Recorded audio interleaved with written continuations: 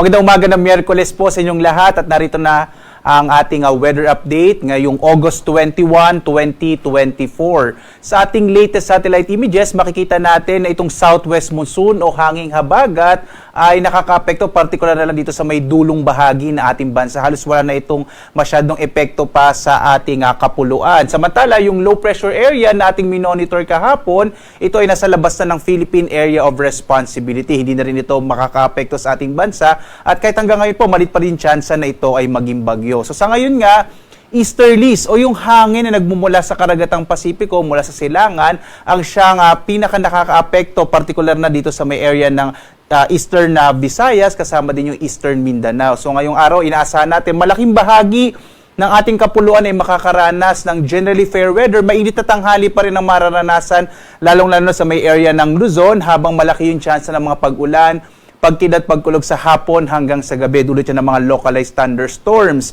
Nakikita nga natin hanggang sa pagtatapos ng linggong ito, pagdang araw ng Biyernes, patuloy na mahina yung hanging habagat. Posible itong bumalik bandang weekend, bandang araw ng linggo, makakaapekto naman sa may area ng Mindanao. So generally, hanggang sa pagtatapos ng linggong ito, para sa nalalapit na long weekend natin, fair weather sa malaking bahagi nating bansa, medyo maliit pa rin yung chance, wala tayong nakikitang maliit yung posibilidad na magkaroon tayo ng bagyo sa mga susunod na araw. Dito nga sa Luzon, makikita natin na malaking bahagi ng Luzon ay makararanas ng mainit na tanghali habang malaking tsansa ng mga pag-ulan sa hapon hanggang sa gabi. Kaya mag-ingat pa rin po tayo at maging handa sa mga posibilidad ng mga localized thunderstorms. At dahil mainit na tanghali nga mararanasan natin yung agwat ng temperatura sa lawag na sa 26 to 33 degrees Celsius, sa Tuguegarao 24 to 34 degrees Celsius, habang sa Baguio hanggang 25 degrees Celsius. Sa Kamaynilaan naman, yung agwat ng temperatura natin 25 to 33 degrees Celsius, sa Tagaytay naman 23 to 32 degrees Celsius, habang sa Legazpi nasa 27 to 33 degrees Celsius.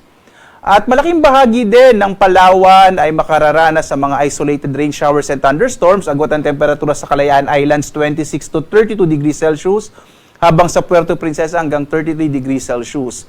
Mga isolated rain showers and thunderstorms na mararanasan dito sa mga kababayan natin sa may area naman ng Visayas.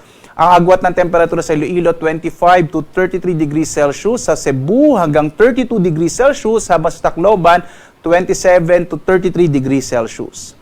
Malaking bahagi naman ng Mindanao ay makararanas ng mga pulupulong pag-ulan, pagkidlat, pagkulog sa hapon hanggang sa gabi, lalong-lalo na sa may eastern section ng Mindanao, yung Caraga at Davao region, posible po or malaking tsansa ng mga pag-ulan, dulot ng mga localized thunderstorms, at kung minsan, katamtaman hanggang sa kung minsan malalakas ang mga pag-ulan sa hapon hanggang sa gabi. Agwat ng temperatura sa Zamboanga, 24 to 33 degrees Celsius, sa Cagayan de Oro, 25 to 32 degrees Celsius, habang sa Davao, 25 to 33 degrees Celsius.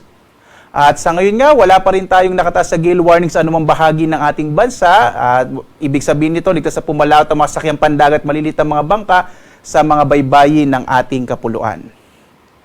Samantala, ang araw natin nagsisikat ganap na 5:43 na umaga at lulubog, ganap na 6:15 ng gabi.